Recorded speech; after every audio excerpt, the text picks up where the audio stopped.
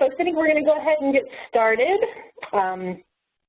So I want to say good afternoon and good morning to many of you that are toward the western part of the country. My name is Veronica Buckwalter. I'm a Senior Program Manager for Jobs for the Future and Co-Project Director for the National Student Attendance Engagement and Success Center. I want to thank everyone for participating in the second National Early Warning Systems Virtual Convening. In just a few moments, I'm going to turn the presentation over to Dr. Bob Balfans, my co-director. But first, I'd like to begin with a brief background on the National Center for those of you that may be new to our work. The National Student Attendance Engagement and Success Center was launched in October 2016 with funding provided by the U.S. Department of Education's Office of Safe and Healthy Students. The project includes multiple strategies for informing and engaging schools and districts around the country around topics such as mentoring, chronic absenteeism, and the implementation of early warning systems. Dr. Balfans will talk a bit more about the mission and design of the National Center in the opening of his plenary session in just a few moments. Separate from this virtual convening and the first virtual convening, which was held last April, the National Center recently held an in-person peer learning convening in Baltimore, Maryland. This convening focused on sharing best practices for the National Success Mentor Initiative for the 30 My Brother's Keeper sites across the country. A third national convening for the Early Warning Systems Network is planned for 2018, and we'll be announcing the date and location for this event in the coming months. Therefore, please be sure to sign up to receive the National Center's quarterly newsletter to receive updates as they become available. The two primary partners for the National Center are Jobs for the Future and the Everyone Graduates Center at Johns Hopkins University. Myself, along with Dr. Bob Balfans, serve as co-directors for the project and coordinate the work of the National Center along with our project partners, which you'll hear more about very soon. So for a few housekeeping details about this two-day virtual event.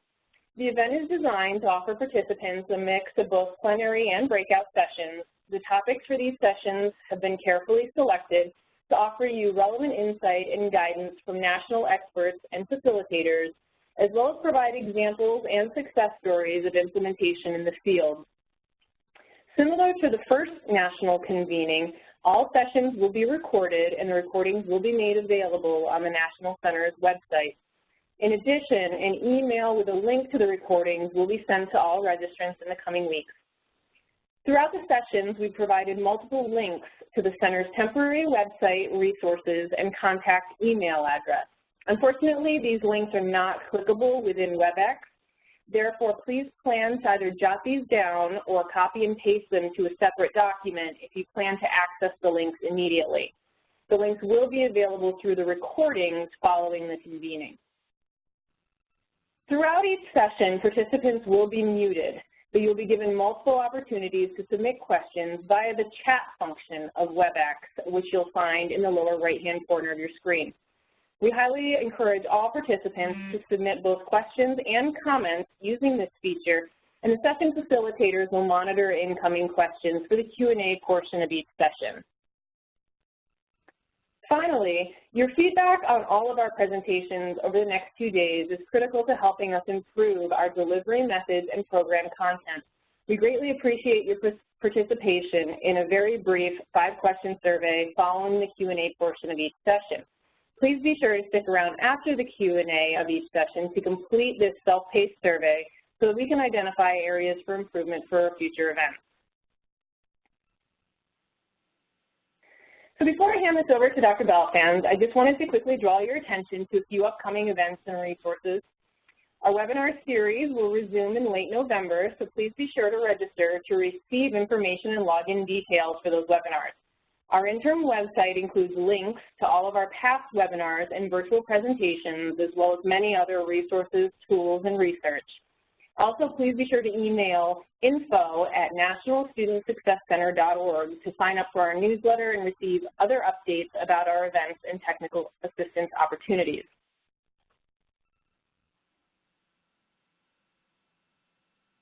So with that, please allow me to share some brief details about our first plenary session of the day and our presenter, Dr. Bob Belfans.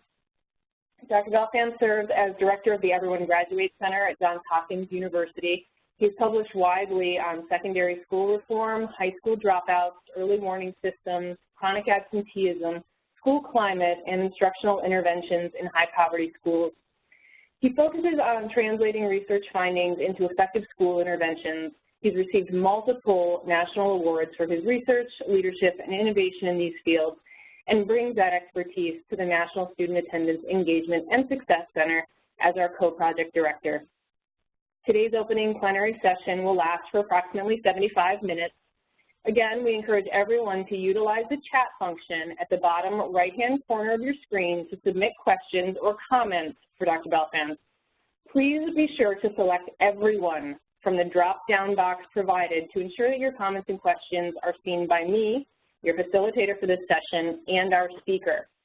You may submit your questions throughout the presentation, and if we do not have time to get to all of the questions at the end of the session, we will reply to all participants by email within the next 5 to 7 days. All participants have been placed on mute to avoid background noise. Please do not unmute yourself. Rather, refer to the chat function in the bottom right-hand corner of your screen if you have a question or a comment. A reminder that there will be a very brief poll following the Q&A portion of this session. Your participation in these polls is critical, and we greatly appreciate your feedback as we strive to improve our events and successfully address your areas of interest. At this time, I would like to hand the session over to Dr. Belfans to begin our first plenary session. Thank you, Veronica, and welcome everyone to our Fall Early Warning Systems virtual convening. I want to join Veronica in thanking you for participating. And it's going to be a really full and rich 2 days. So I invite you to partake of all the good insights that are going to be shared by both researchers and practitioners and how early warning systems can be used to help students stay on track, to help schools improve, and to meet many of the desires and outcomes of ESSA.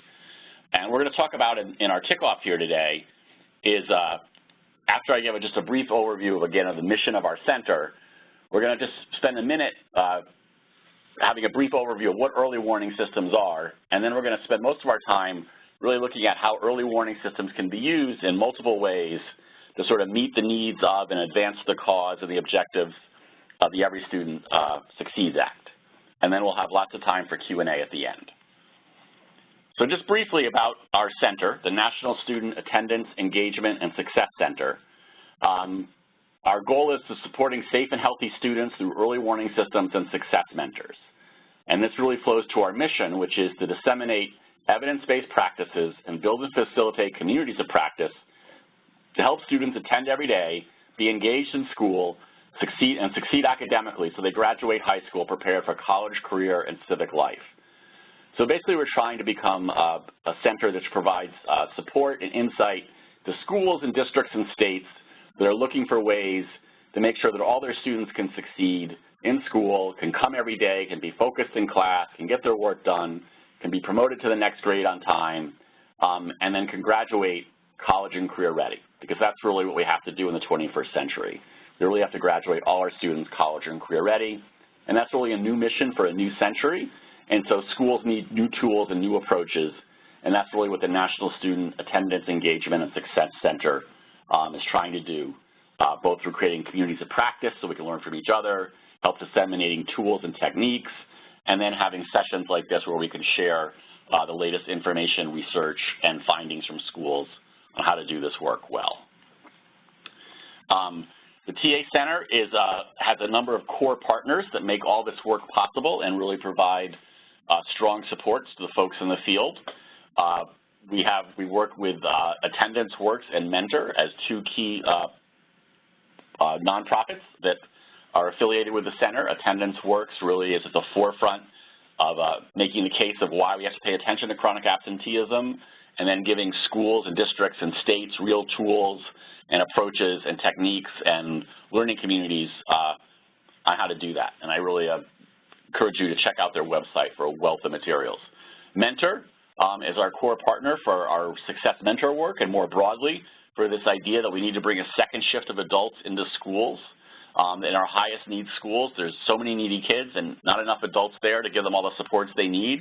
We really need to bring in adults both from the school and from the community and from partners and peer organizations to make sure that every student that really would benefit from that extra support and those extra relationships and another adult in their corner has access to that in a way that makes a difference and helps them succeed in school. And Mentor is really at the center of that work and has really learned a lot about how to do that well and with an evidence-based approach. And again, I invite you to visit their website for a wealth of support and materials.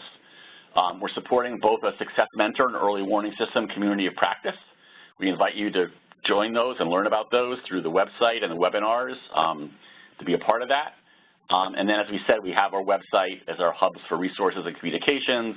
We're doing webinars. We provide on-site technical assistance, especially in the early warning area, and we have these national convenings. So we're really trying lots of ways to create this national dialogue on how we can better support our students, better have safe and healthy schools and students, and really make sure that all our students succeed. So now we're gonna have a focus here for our kickoff, and we're gonna say first, what is this idea? What are early warning systems? You probably may have heard this, but maybe you don't fully have a sense of what it is, or maybe it's only been partially conveyed because it's out there, but it's almost like telephone tag, and the more it's told in different variations, the more it changes. So we just wanted to center us here at the beginning a little bit to give us a few key ideas of what early warning systems are and how they can be a powerful tool to keep all students on track to school success. So the core premise of an early warning system is that to graduate high school, college, and career ready, students need to successfully navigate several key transitions. From kindergarten to first grade, from elementary school to middle school, from middle school to high school, from high school to college. If you make those 4 transitions well, the odds are you're going to do pretty okay. You struggle in even one of those, the odds go down. You struggle in 2, it becomes really hard. And to really navigate these transitions well, you need to acquire a set of academic behaviors that can basically be summed up to as you need to learn how to succeed at school, right? It may seem simple, but we don't necessarily always create the tools and structures and practices that actually enable all our students to develop the behaviors they need to succeed in school.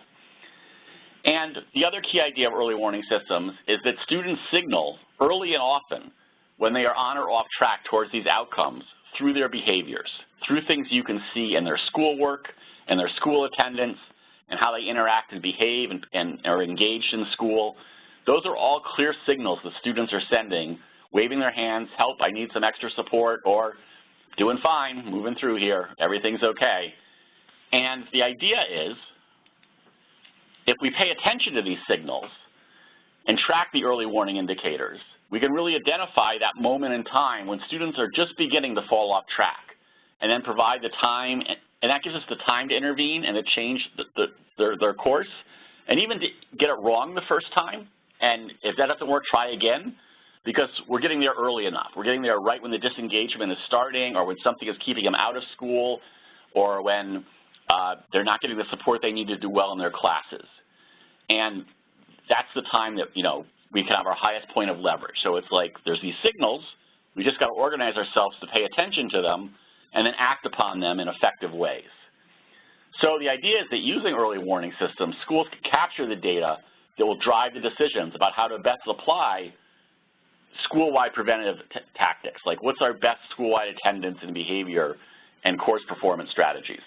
What's our best targeted solutions for kids that need a little more than that, or we can do it in groups? And for the kids that nothing else works, what are our most intensive strategies? And early warning systems that we'll see in a minute lets us both figure out which kids need which intervention at what time, then also after we use our judgment to figure out what's the best to try first, it lets us track those interventions and learn over time what works for what kids under what situations. And then that becomes that very powerful tool the school didn't have before.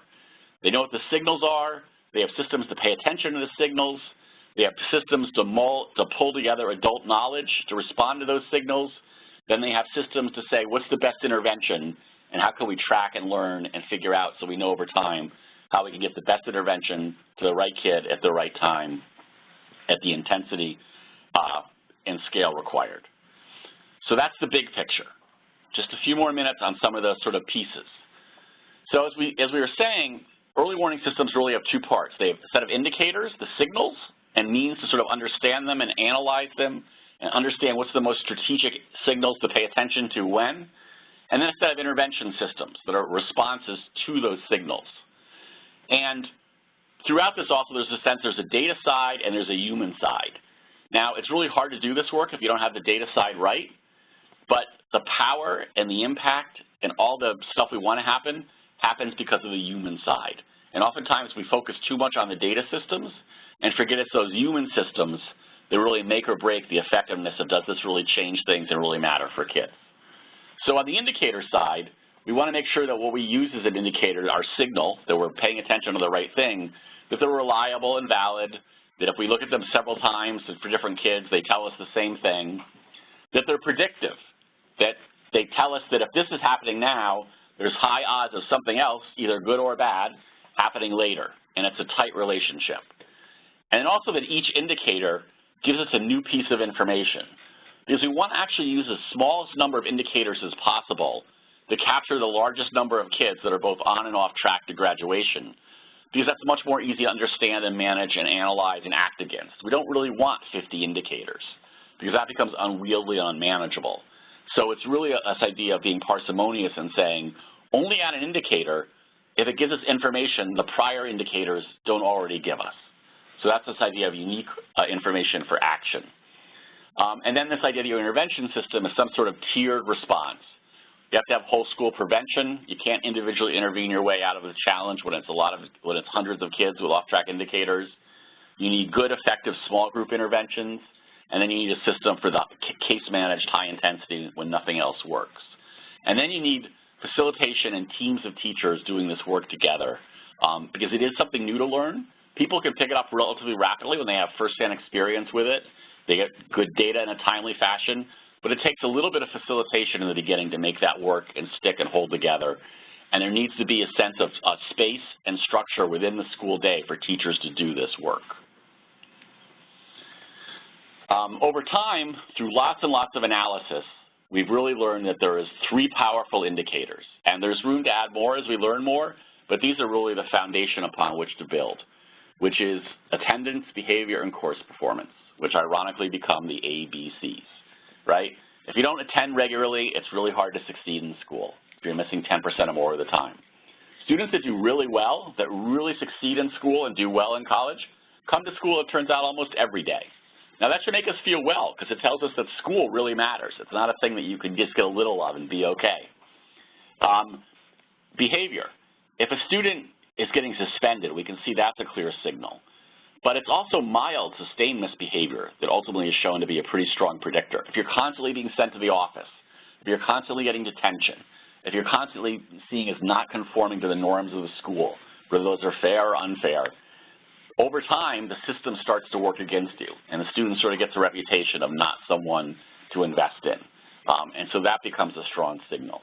On the positive side, it's the kids that have effort and agency, and often get the supports to do that, that really succeed. Course performance, one of the strongest findings that's been found again and again and again, is if you're getting Fs in core courses in middle and high school, absent intervention, your odds of graduating are very low. If you're getting B or better average, your odds of succeeding in college are quite high. And the reason for that is that they're both strong signals for different ways. Especially in middle school, it's really hard to fail a class, right? Teachers will sort of be a little forgiving if you struggle in the beginning and do well at the end, or if you come to extra help, they'll find ways to help you. So you really have to be struggling or missing a lot of school or have it not connecting or not being able to focus in class to fail. And that's why it's a very powerful signal that something is amiss here. If we don't address it, the student is not going to just recover and start doing great in their classes by themselves. The same token, a B average means across multiple teachers with different styles, different requirements, different ways of teaching, different types of homework assignments, different types of tests, that you've learned to sort of navigate through that and do enough independent work to get at least a B.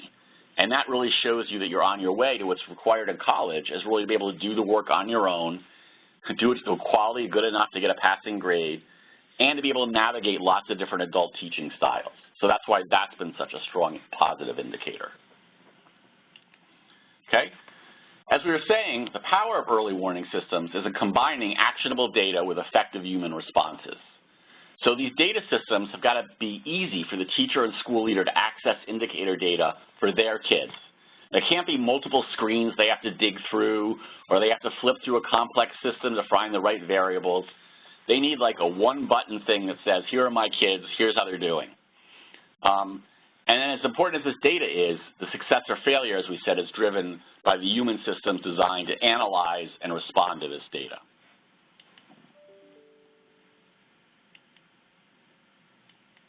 Okay, let me just hold on. Let me see. Sorry, okay. Some key features of this effective response system, this human system, are that we have teams of adults, teachers, counselors, mentors, that are provided regular time in the school schedule to review the early warning data for students that are on and off track. Every other week, 45 minutes, set aside, held sacred, the teachers that work with the students, the counselors that support them, other mentors, gather, sit around a table, have a facilitated process, have a group of students they pre-identify they want to talk about based on the indicators, go through in rapid order, spending a couple minutes in each kid, sharing what they know, figuring out the first intervention, figuring out who's going to champion it and make sure it happens, recording it, moving on. You're trying to get as many adults as possible who know the student to pool their knowledge to devise the most effective intervention. This is part of the real power, is that so often we leave it to a single individual to figure out a full kid story, and that can take a long time, especially if you don't have a strong relationship with them going in. If it's just like, here, go see this counselor you've never met. They'll help figure out what your issue is, right? We know that each teacher has a different piece of the puzzle on a kid. They interact with them in different ways. It's only when they get together to pool that knowledge, along with other adults that know that kid, that you can rapidly get a full story of what's going on, figure out who is the best relationship to talk to the kid, who is the best relationship to help monitor the intervention. It's a very rapid way of getting a lot of information that you can't get any other way, and to get a much more effective solution. This is particularly important in middle and high schools that have adopted sort of traditional departmental structures, where you're a math and English teacher and you teach 150 kids and you have no idea who your kids go to for science or social studies or math. If we don't create a space where you could talk about your kids with other adults who know those kids, then we're asking a single teacher to try to reach out to kids as best they can when they have no capacity to maybe reach out beyond 5 of those 150 kids, which leaves too many kids falling through the cracks.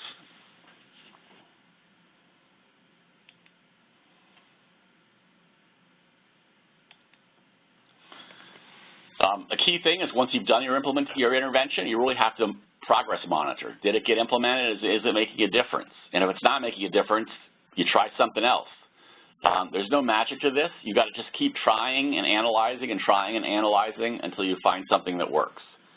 And then if you monitor these implementations over enough time, you'll build up a really effective set of school-based knowledge of which interventions work for what type of students under what type of circumstances and at what levels, and that will let you get even much more efficient and effective in this whole process. And it's a key thing just to remind folks that that's often the step people run out of gas for. Like, we've got our meetings, we're pretty organized, we're pretty good at assigning interventions, we're pretty good at having someone try to see if they carry them out, but we never quite went that last step to step back and say, after a month, after 6 weeks, how many kids that got this intervention got better? And who is it working for and who it isn't? But that last step gives you that key piece of local knowledge that lets you build your real school-based set of, like, this works for this kid when. And then once you have that, that lets you be so much more effective and efficient on the front end because you know you can do a much better diagnosis about what to do about which kid in what situation. Okay? People often say, well, great, where do I find all these evidence-based solutions? We're just listing here are some sources that have built up catalogs, a compendium of solutions at different levels.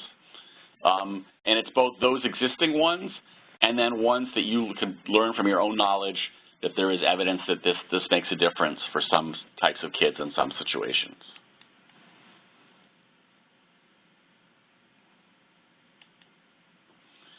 So the reason to do this, just to remind ourselves, when you put all this together, this data system and this human system, we're pooling our knowledge, we're intervening quickly and early when we get the first signals, is that that really helps the school and the students improve their attendance. It helps improve student engagement and effort, which then helps improve course passing and achievement, which then helps improve promotion rates and achievement rates. And then when you put that all together, well, first of all, here's some evidence, and then we have real evidence now emerging that this works in using the highest standards of science and sort of randomized control trials. We're beginning to emerge to see that when you use this early warning system, you can in fact reduce the number of kids that end 6th to 9th grade, those key transition years, make or break for middle and high school, with no early warning indicators.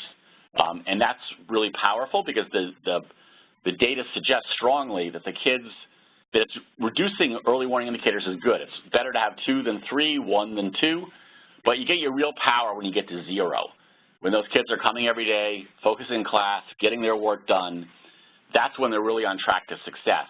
And getting kids from having some early warning indicators to no early warning indicators is when we can see the odds of graduating shift from as low as 25% up to like 75%, even in very high needs, high poverty high schools.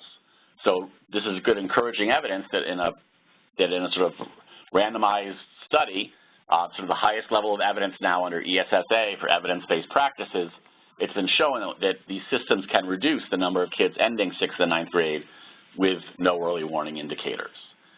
And then the payoff for that we can see from Chicago, where they've been able to show a very tight one-to-one correspondence almost between increasing the number of kids that are on track after the end of 9th grade, that are passing their courses and coming on a regular basis, and then a few years later rises in the district's graduation rate.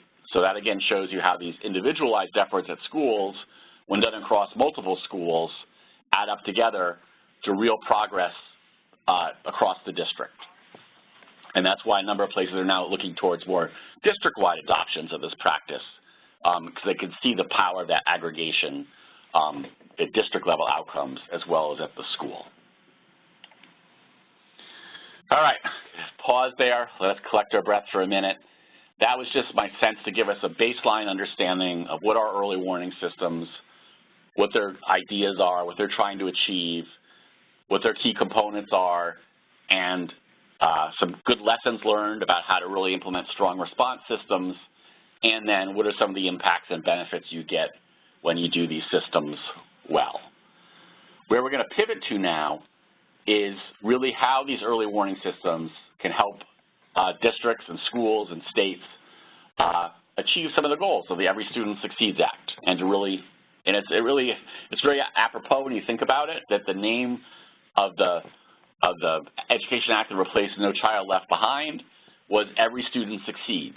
And that's really at the heart what early warning systems are built to do, to help schools and districts have a tool to do, is what kind of systems and tools can we put in place to know what students need extra help when, of what type, to succeed. And how do we know what % of our kids are currently okay and on track to succeeding? And to be a system that works lets us look at all our kids. That's really what early warning systems do. So they really, in a sense, are designed to really achieve the macro large goal of every student succeeding.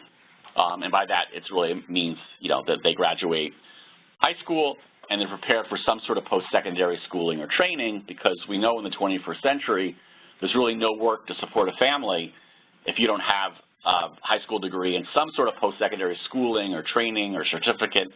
And at the end of the day, if our public school system is not preparing the next generation to support families, it's not really doing what the purpose and the power of public education is, really, which is to help everyone in the community thrive.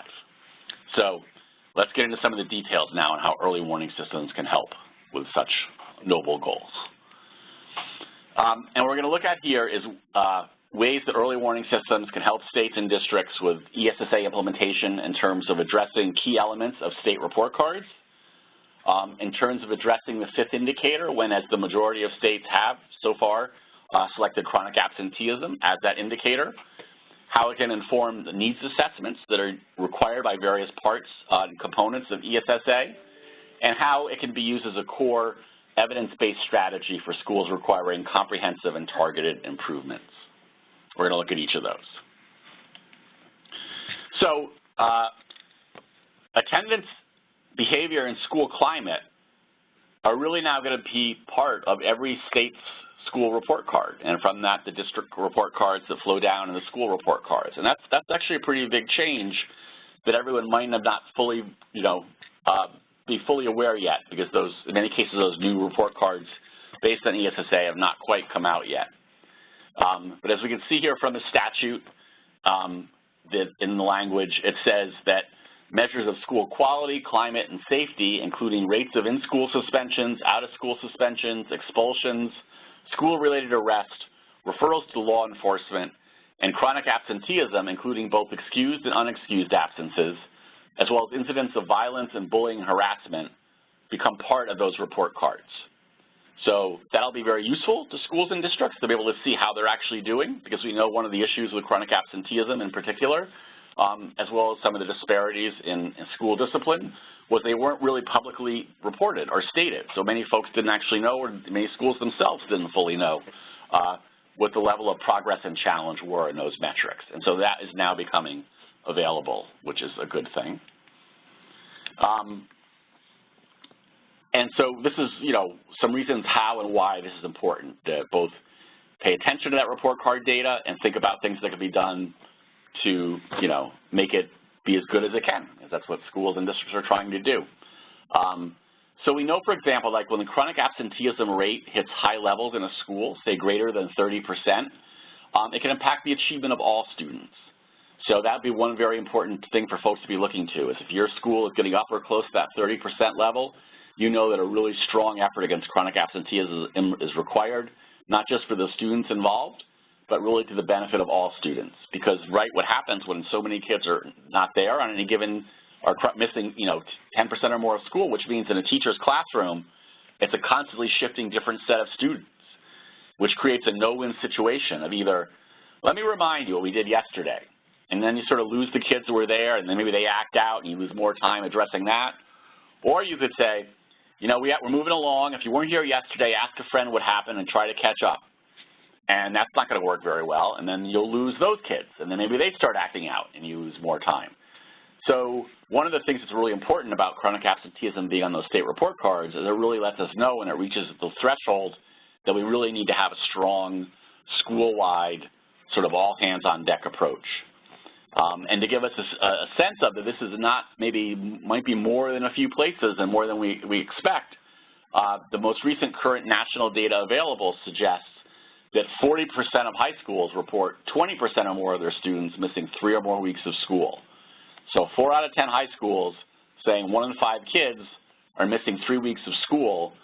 That's a lot of schools that are creeping up on that thing where it affects everybody, and even if it doesn't affect everybody, it's a 1/5 of their kids or more are in a situation where they're not coming to school on a regular basis, which at the high school level leads to no positive outcome. So this is really telling us that this is a bigger issue than many of us expected or thought, partly because in the past we measured students' attendance with average daily attendance, which could mask many of this because you could have high rates of average daily attendance hiding pretty high rates of chronic absenteeism. The good news is that we've learned over time there's really effective things we can do to reduce chronic absenteeism. In one randomized study, for example, it was possible to reduce chronic absenteeism in the 6th grade in significant ways. In New York City, they found when matched with a success mentor, which is one of the key parts of our center, if you remember, we support sort of success mentors and success mentorship as a generalized strategy to help reduce chronic absenteeism. That came from some initial work done in New York City where they saw combining that with elements of early warning systems led to the average student gaining 9 more days of schooling, which was educationally significant, led to better grades, better test scores, all sorts of important things when you gain 9 more days of school. So this really tells us that that state report card data is important to pay attention to, and there's things we can do around attendance in other areas to improve it. And that brings us really to this idea that the early warning systems can also help us meet the 5th indicator especially when it's chronic absenteeism. As folks, many are probably aware now that all states have sent in their plans for review, that ESSA enables states to identify what's called the fifth indicator, which is the idea that in addition to sort of academic measures and things like high school graduation, states would have the flexibility to pick an additional fifth indicator that showed important student outcomes. And there was some pretty strict guidance, or even in the statute, that said that this measure has to be valid, reliable, comparable, and statewide, something that meets all those characteristics, and would allow for meaningful differentiation in school performance. That not everyone did exactly the same on this, that some are doing better than others, and it has real consequences for student success. And that's what led the majority of states so far to conclude that the indicator that fits those requirements and is really meaningful is chronic absenteeism. And so not only is it going to show up on school report cards, but it's going to also show up within accountability systems as the fifth indicator. And the reasons, besides meeting the technical qualifications of the statute for what the fifth indicator had to do, the reason folks have gravitated towards chronic absenteeism is at all levels of schooling, it's a very powerful indicator of outcomes they really care about. So it's about exposure to early language and literacy. Pre-K attendance gives you, exposure to language-rich environments, especially for low income. So when we have high rates of chronic absenteeism in pre-K, among the kids who need it most, we're really undercutting the benefits, but the potential of increasing pre-K to more and more students. Students are only benefit from instruction if they're there. It's a powerful early warning indicator for reading by third grade, for making the transition to middle school, to dropping out of high school and succeeding in college. It really reflects an engagement measure with school, and there are effective things we can do to address this. And again, this is a great place to go to the Attendance Works website to get both a wealth of strategies and tools you can use, and to go deep on the research for why this matters and what we can do about it. And just to show you again why this is maybe a surprise, and part of the initial work is just going to be awareness, is it's really easier to become chronically absent than you might think. And this is why it's flown under the radar for so long. As this diagram shows, you just need to really miss 2 days a month, or in some cases 3 days in 1 month and just 1 day in another month. And so what happens, and there's compelling evidence that shows that both students and parents tend to underestimate the rates of chronic absenteeism, often by half, is because we think in the short term. How many days did I miss this month? Let's see, I missed a Tuesday the first week. Yeah, I guess a Thursday the third week. That's pretty good. I went almost every day. And it doesn't register that if that is the answer for every month, you are chronically absent. You've now missed 10% or more of school. So this flies under the radar both in how we measured it in schools by not measuring it, and also in the consciousness of students and parents themselves, and really understanding how a day here and a day there, if done continually, really adds up to a challenge and a problem. And then the other reason why it's gaining so much traction as a fifth indicator is because, again, if it was a good indicator of school performance, but there wasn't much you could do about it, it wouldn't be very useful. It wouldn't really add anything to our accountability systems. But what we've learned is that chronic absenteeism is really actionable. And the first step to getting that action right is a deep understanding of why that student is chronically absent. And again, this really fits back to what early warning systems can do, and we'll see that in a minute. They can really help us understand why that student is absent, and from that tailor a much more effective solution. Because sometimes students are absent because of what we call these myths, that a day here doesn't matter. It only really matters. It doesn't really matter if you miss a lot of pre-K or K or first grade. That's just all getting used to being in school and happy in school, not a lot of learning is going on. All very incorrect beliefs, but still fairly commonly held. Another reason why we might not be coming to school is there's a barrier to school, something outside of school is keeping us there. Could be health reasons, could be transportation reasons, could be safety reasons, could be homeless or things like that. And if we don't know what those are, we can't address them, and kids aren't going to always be forthcoming, and that's why this idea of success mentors is so powerful, which we'll look at in a minute, is to really form those relationships in a caring, consistent way so you can then, over time, understand root causes and use that to define better solutions. Another reason kids aren't coming to school is aversion. They're trying to avoid something at school, being teased or bullied, didn't complete their homework and don't want to get yelled at for it, have undiagnosed or diagnosed learning and attention issues and feel like they're just constantly being, made to feel stupid or dumb and not supported. And it's really, those are things that are much more in school's control to do something about, and that's why it's so important to understand which kids are being impacted by that. And then there's just disengagement, that if after, and often it's after you've had a barrier or an aversion and it hasn't been fixed or solved and it's gone on for a while, that you just stop seeing the point, or you think you can get by on the 4-day plan. Many kids in poverty have very complex lives. They're juggling a lot of stuff. They think 4 days is enough to pass. They often get that wrong. And so, or it could be, again, the feeling that not much is going on at school, right? And so those need to be addressed. And those often, if that's seem to be an issue for many kids, that often speaks to school-wide solutions or at least grade level or classroom solutions as more as sort of individual responses. And that's a key thing, is really understanding what's the most strategic level of intervention. You can't do that if you don't get a reach understanding of why your kids are not coming to school. So because of this, early warning systems then are really good tools for reducing chronic absenteeism, both to address those report card needs and those accountability as the 5th indicator.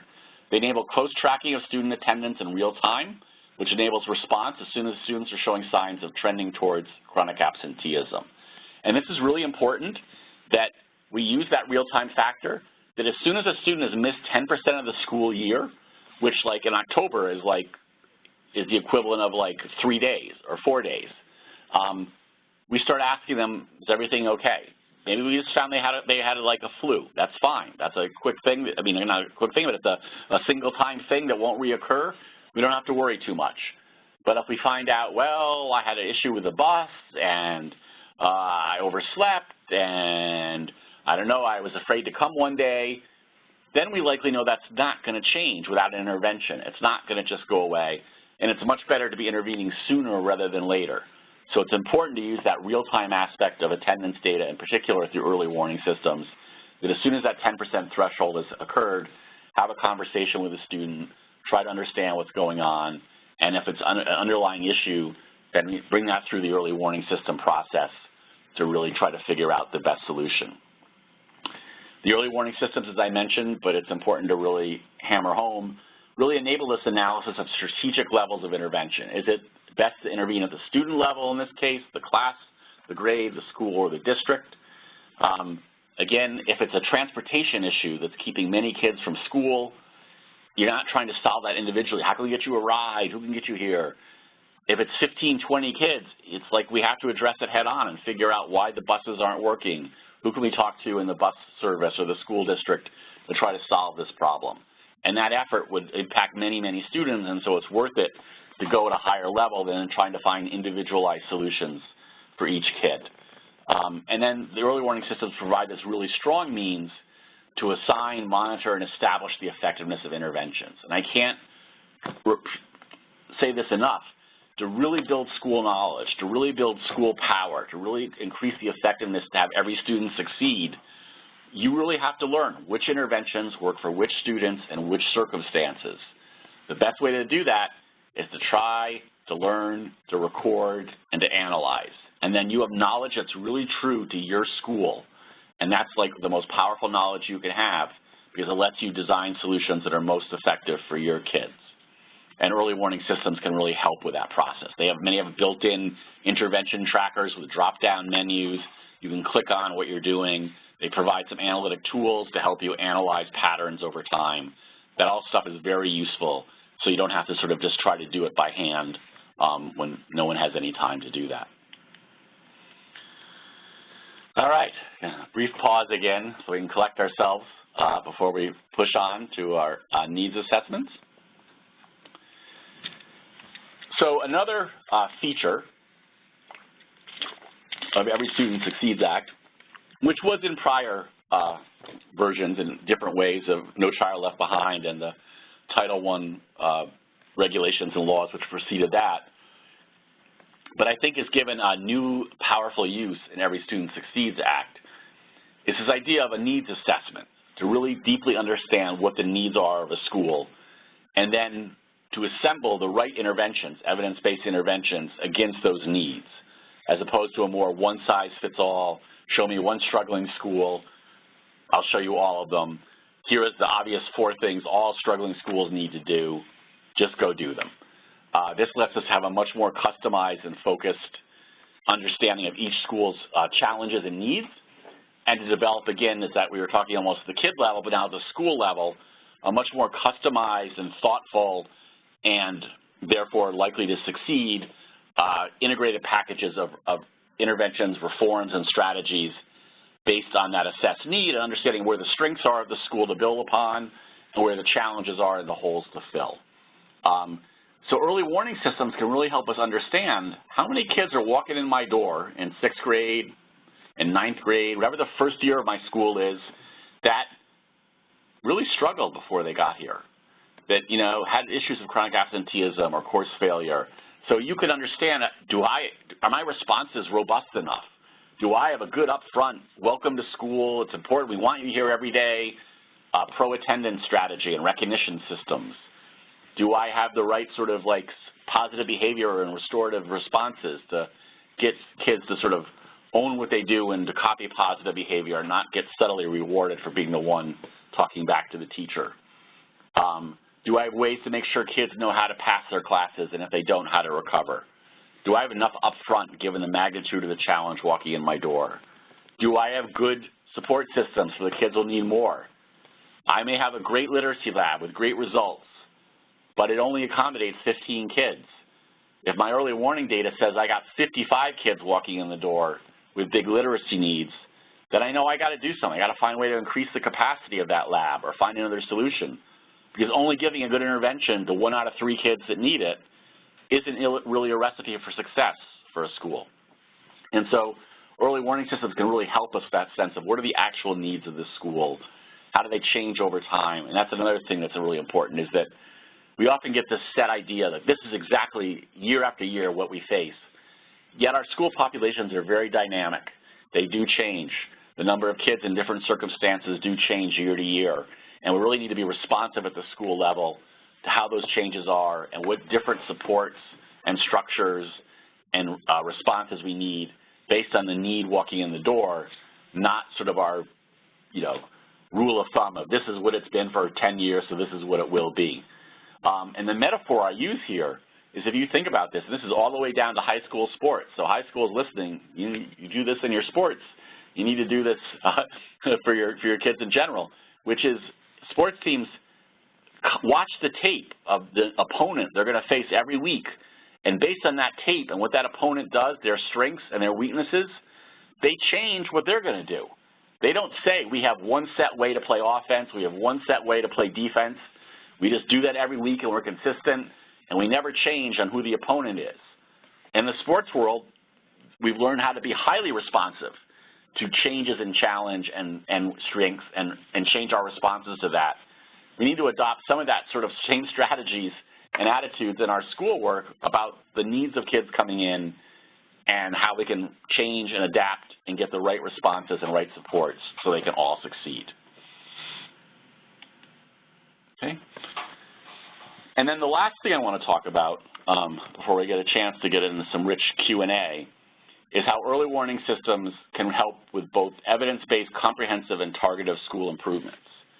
As another key feature of ESSA is this idea that all schools that are identified as the 5% most struggling schools based on state accountability systems, which includes also all high schools with graduation rates below 67%, need to do comprehensive evidence-based reforms using a needs assessment, showing how they're going to meet those needs with evidence-based reforms. The district actually sends that plan to the state for the state to say it's effective or not, and then some funding flow behind that. And then secondly, a group of schools that have large gaps, performance gaps between subgroups of students on achievement and graduation, they are going to be required at the school level to devise a solution and present it to the state. And then some resources can flow between that. So again, this seems very well suited for early warning systems, the idea of understanding what your challenge is, devising evidence-based responses, and then figuring out what additional resources are going to be needed to meet those and give those responses, and use that as an understanding for what additional funding and flows might come from the Title I 7% set aside under Title I to support improvements in these schools. So again, this is just pulling from the statute, which just says that schools that require these supports locally developed and implement a comprehensive support and improvement plan for the school to improve student outcomes that is informed by all the indicators described in the prior subsections, which again gets us back to the things that are in the state report card, things like chronic absenteeism and behavior and school climate, as well as existing performance data from the accountability system, including chronic absenteeism, and then against that, figure out what are your evidence-based interventions. So early warning, so the first thing I just want to say is that early warning systems in and of themselves would be classified under ESSA as evidence-based reforms. The What Works Clearinghouse recently put out a second edition of their Dropout Prevention Guide, in which they synthesize available evidence combined with lessons learned from practice and create a practice guide which gives a set of recommended strategies with various evidence levels behind them and examples of how to use them. And in that, their first recommendation of 4 was that basically schools use early warning systems to help prevent dropout prevention along, and as we said, they can also be used for other goals like % of college readiness and academic performance, but that guide is focusing on dropout prevention. But it's saying there's enough evidence out there to say this makes a difference that it could be part of those things we recommend as good practice for schools seeking to reduce dropout prevention. And then a recent report from Massachusetts from the Department of Education and AIR research group tried to dig into what is it when high schools don't improve, when they've been in turnaround under school improvement grants and they're still struggling to improve despite all those efforts. What do they not do? What are the things that make them different from the schools that have gotten better or the schools that have similar populations and weren't in turnaround? And what they found is one of the key things that differentiated schools that were improving against those that were not was their ability to implement good student support systems, which really is what early warning systems are the heart of. So this gives us some increasing evidence that these strategies in themselves meet sort of those evidence-based criteria. And then the final thing is that because of this, there is some funding streams to be accessed to support these early warning systems. Under the statutes, again, under this idea of schools that need comprehensive improvement and targeted things, sort of the funds that have been set aside for that. That Title II funds can be used, and again, sort of from the statute, to provide training on how to reduce chronic absenteeism and improve behavior, as addressing issues related to school conditions for student learning, such as safety, peer interaction, drug and alcohol abuse, and chronic absenteeism. And that gets us to the Q&A. I'm going to just give us a summary, and then we'll open it up. What we're really trying to show here is this idea we started with, that the Every Student Succeeds Act is really challenging us all to do whatever was necessary at the school, district, and state level to make sure all students succeed. And the early warning systems we've found over time are just a very powerful tool that really, at multiple levels, lets us do that, helps us do that, provides an additional tool and resource and way of thinking that can really improve schools' ability and districts' ability and states' ability to ensure that every student succeeds by understanding that kids are signaling early and often when they need help or that they're doing fine. And by paying attention to those signals, we can intervene much earlier and not until problems have sort of been there for many years and have sort of now metasized across multiple dimensions. It provides a means for us to pool adult insight into that child. And instead of just having one adult trying to figure out everything, it's a means to get sometimes up to 10 adults pooling their knowledge in a very rapid order about the student's strengths and challenges, provides us a means to understand what interventions might work for who by tracking them and analyzing over time and building that school knowledge. And in doing that, it lets us address these core needs of ESSA of how to respond to that information on the report card, how to address chronic absenteeism, the fifth indicator, how to do needs assessment very powerfully so we actually understand who's walking in the door in 6th and 9th grade or other grades, so we make sure that our interventions meet the scale and intensity and scope of our challenges. And then finally, as a powerful tool for those schools needing those comprehensive and targeted reforms. And with that, I'm going to turn it back over to Veronica to help moderate, hopefully, some rich Q&A. Thank you.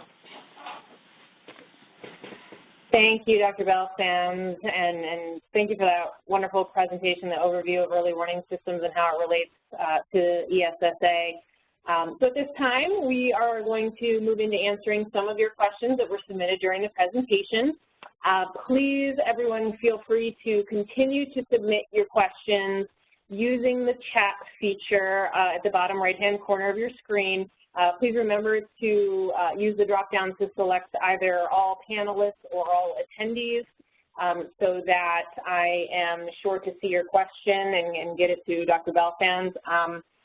So I will also at this time remind everyone that immediately following the Q&A session, there will be a very brief survey to get your feedback on this session. So please try to stick around for just a few moments after the Q&A so that you can respond to those couple of questions. We would really appreciate it. Okay, so let's go ahead and look at some of the questions that have been submitted.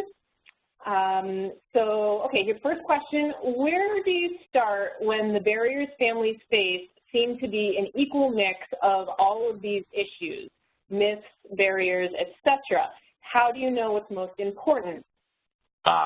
Very good question, right, and very insightful, which is that seldom does a student have just a reason, and that many students may have a myth, a barrier, and an aversion. I think that again is the power of getting this all out and then trying to find which one is your first leverage point, because success builds success. So I would then say of those reasons they're not coming, probably a myth is the easiest to address. There's been good evidence of just giving kids good, clean, factual information of how many days they missed compared to other kids and sort of what the outcomes are for similar kids with those different levels of missing school is a powerful way. Often just asking them to write a plan of like what would it take to miss only one day of school that month. There's like some simple things you can do to sort of get them to actually internalize that a day here and day there adds up. It's often then that, again, things that are more under the school's control are the things that you can more quickly address. So it's an aversion issue. It's probably impacting more than one kid, and you want to really understand how to reduce that. And then things for barriers is really where you want to probably try to make connections and partnerships with the youth serving agencies in their area, because they're the ones that have the higher capacity to sort of provide professional supports when it's something that's out of school, being health or homelessness or other issues that need to be addressed by professionals. All right. Next question. These processes seem to be more focused toward principals. What can we do as a district attendance team to support ESSA? So almost everything that we talked about can be done at the district level. So at the district level, you want to understand, like on your report card, like which subset of schools are having the biggest issues with chronic absenteeism or the behavior variables. Those are probably the places that need differentiated levels of support. It's usually, as much that they have a higher level of challenge as opposed to they're not doing good practices. It is the idea of helping a district-wide adoption of things like early warning systems, even if you just start with chronic absenteeism. That's the way they started in New York. They used that as their opening thing to get to a larger system. They said, we're going to first really just try to get every kid to come to school every day.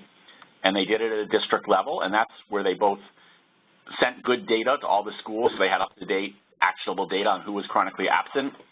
They brought the principals together to give them some group understanding of this challenge and also some good school-wide things to do to have a positive school climate that welcomes kids, makes them feel welcome, does sort of recognitions and for improved attendance, not just good attendance, and then really introduced the idea of success mentors to them, which was look first for staff within the school, everyone from teachers to the security guard to the front desk to the cafeteria workers who are interested and willing to take 1 or 2 kids that are chronically absent and become their success mentor, which means interacting with them 3 times a week, often twice and relatively quick. Hey, it's so great you're in school today. It makes my day. Your smile brightens my day. I'm so excited you're here. I expect you tomorrow, right? And if not, you know, I'm going to give you a call or a text or I'll notice. And you ready to have a good day? Yes? Okay, that's like a couple of those. And then one longer interaction where you're getting to know them, getting to know their strengths, their challenges, their hopes and dreams, which can hopefully help you then build up that trusting relationship, which ultimately will let them help you help them by getting a deeper understanding of the root causes of their absenteeism. And then finally, the thing a district office can do is they can help try to weave together schools and those outside service providers, whether they be from the health and human service agencies or the housing agencies, all the youth development agencies in the city that often intersect with the same kids but have very limited communication with schools. Mm-hmm. All right, great. So next question, when implementing early warning systems, which school level has the greatest impact, elementary, middle, or high school? So this really started out as a middle high school intervention, and it's been effective at both of those. There's been growing interest over time to move it down to elementary. It requires a little bit of a tweaking of the indicators. Chronic absenteeism remains a powerful indicator at all grades. Course grades are less powerful indicators of K through 3 just because we don't tend to give grades per se. But things like reading and mathematical progress become very important as those ages. So you just have to tweak the indicators. So the ultimate answer is it's been shown effective at all levels. There's just a deeper level of experience at the middle and high school level. Okay. Next question, how can we use early warning systems to address homelessness, or can we, question mark? Yeah, so there's two parts to that for many of these things when it's an out-of-school issue that's keeping the school from regular attendance or being able to get their work done. So one is ultimately trying to get a solution for that, which in a situation like homelessness is going to involve other youth-serving agencies, right? It's not going to be that possible in almost any circumstances for a school himself to solve a homelessness issue. But what the school can do is mitigate the impacts of it. So for example, with a chronic absenteeism, missing school is absolutely not good for kids. They don't learn when they're not there. The more they miss sporadically, which is often the case with homelessness, the harder it is to understand where they're at, the more easy it is to get frustrated. So it's partly making sure that there's a way for them not to feel that isolation from that sporadic attendance. But the thing that really, in the end, sets them back is that they often are not turning assignments in because of that sporadic attendance, leading to zeros, leading to course failure. And so it's very important in those situations that those students have an advocate and a support system that actually can help them get that work done, even if they're not in school that day, through just making sure they understand what it is, there's help to get it done, so they stay on top of their assignments. So even when they're mitigating that sporadic attendance, while other agencies are trying to solve the bigger issue. Mm-hmm. Okay. Next question is, which early warning systems indicator do you suggest addressing first? Does one have a greater impact over the others? Yeah, no, so it's, people have tried to argue this different ways, but it gets back to that one of those early points I made is that these were really selected that each one added information the other one didn't have. And so they each grab a group of kids that the other ones wouldn't grab. That said, typically, the greatest number of kids are identified for either attendance or course performance, right? It's usually a smaller subset of kids that are identified for behavior. That That said, however, that smaller group of kids identified for behavior often have large spillover effects to the school and classroom and can command a lot of energy. So sometimes addressing that, even though it's a smaller number of kids, has bigger spillover effects immediately. So I don't think a case can really be made that one is better to start than the others. It may really depend, again, on the capacity of the school, where their strongest interventions are. Ultimately, as I said, that research shows you've got to address all of them. You don't want to have a kid ending the year with any early warning indicator. But I would say decisions on where to go first really are probably depending on the context and capacities of the school or district. Recognize you have to get to all of them eventually to have the real impact. All right, great. We have a couple more questions, but folks on the phone, if you have questions, please continue to submit those using the chat function. We have plenty of time left in the session, so if you have burning questions you'd like answered, please go ahead and submit those to the chat and we'll be sure to get to them. The next question is, are there distinctive strategies as it relates to early warning systems recommended to or suggested for rural sites? Yeah, so again, this is a thing that, interesting thing is the indicators have held for rural areas. Like they're not, the cut points sometimes vary, like how many days you have to miss to be in trouble, or how many classes failed, or what level of behavior. But the core indicators have been validated across urban and rural areas.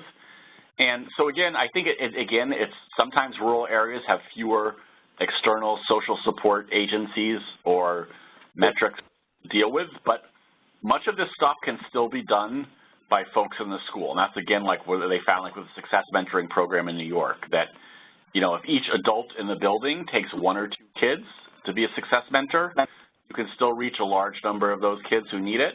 And the interesting thing is that you have to build this by a voluntary basis. You can't mandate it. You want to look for a few initial volunteers. And then typically the benefits they feel spread it pretty quickly. Because as it turns out, though most teachers understandably will say, like, I can't do one more thing, that when they actually build up these relationships with a couple of kids and they see that making a difference, it really energizes them, because most people got into education to help kids, and it's often hard to see direct impact of what you're doing on helping kids. It just takes a while, like for you to, for what you're teaching to have that effect. It's often after, you learn about it after the fact, but not in the short term. But when teachers see that they can actually have direct impact on kids, it actually energizes them, and that's where we found that getting a few to start usually rapidly spreads it to many, because they'll just sort of say, like, wow, this is actually really rewarding and it's not that hard. So I think it's a lot of, and then a lot of things when you look at, is this a classroom level issue, or is this a school level issue, that's no different urban or rural. Rather, whatever your capacities are, you can address that within the building. All right, next question. Do you have any suggestions as to whom schools should think about when recruiting a second shift of adults, especially considering FERPA and accessibility to students' data? Sure, yep, that's a good question. So again, it's been this combination of school staff in which those issues are less burning. Organizations the school already has a partnership with, like if there's a Boys and Girls Club that comes in the afternoon, is the second place people go, or they build peer-based programs. But a number of places have found that if you have a strong partnership with a youth-serving agency or you know, some of these nonprofits, that they have just actually created data sharing agreements that enable, with the appropriate safeguards, the other second shift of adults to just get that one piece of information. Was the kid in school this week or not, right? They don't need the complex backstory or history of the kids or all their school records, but just the actionable pieces. And a number of districts have been able to work out sort of effective data sharing agreements that meet all the sort of FERPA and other requirements by, you know, sort of this more limited focus on just a small piece of the data directly addressing that one issue. And again, the fact that this interaction is happening within the school building often helps with that. All right, great. And we have one final question. Do you have any suggestions for effective data collection from school district's truancy department to improve early warning systems at the school level? Effective data collection from truancy. So I really think that the extent to what they're able to get at root causes and then analyzing what % of kids are in those different root causes. There's actually, and I believe this is on the Attendance Works website. We'll try to find a way to get on our website. There's a new survey out that was validated for middle and high school kids that asked them to sort of self-report against a number of reasons why they're not going to school, which has been found to be an effective way to sort of get that rapid aggregation to see where we can have a more strategic solution as opposed to solving it kid by kid. Where are there areas that this is affecting a whole group of kids? And then therefore that tells us that's a really point to have more collective action on. Mm-hmm. Yeah, and I actually think, Bob, that I believe that topic is one of the topics that we plan to do a webinar as part of our webinar series coming up later this year or possibly early 2018. But that information is also available on another one of the Department of Education's Technical Assistance Centers. I believe it's the Center for Safe and Supportive Learning Environments. I believe that's the name of it. But I think that's sort of the comprehensive report on that, that student voice data. Yep. Great. So with that, I want to thank you, Bob, for all of your insight and knowledge and being able to answer all of these great questions. To folks that submitted questions, thank you very much. And we're going to quickly move now into our polling survey, which is just 5 really quick questions. It's self-paced, so you can go ahead and complete them at your own pace. So I will allow Joanna, our host, to sort of pull those up right now. And in the meantime, I'm going to direct you guys to a slide that gives you some resources to our interim website and the registration links for some of our upcoming webinars. And just keep in mind that we will have another in-person national convening coming up at some point in 2018. We haven't yet determined the exact date or location for that, but we will be getting to work on that as soon as this event concludes. And just, be sure to register for our newsletter and our emails to receive the updates on that event so that you can be sure to be there next year. So I'll give you folks a few minutes to respond to the polling questions. Thank you, everybody, for participating in this poll. It's really important that we get your feedback. We use this information in order to help us develop our agendas and our delivery methods for our convening, so this information is really helpful. And with that, as everybody's wrapping up, a final thank you to everyone that participated today. We do have another session that is set to commence in about 45 minutes, beginning at 2 o'clock Eastern Time, focused on integrating early warning systems into existing structures. And that session is going to be led by 2 of our project staff from the Everyone Graduates Center. So we hope you found this session helpful and informative, and we hope to see you again at a future National Center event. Thank you so much.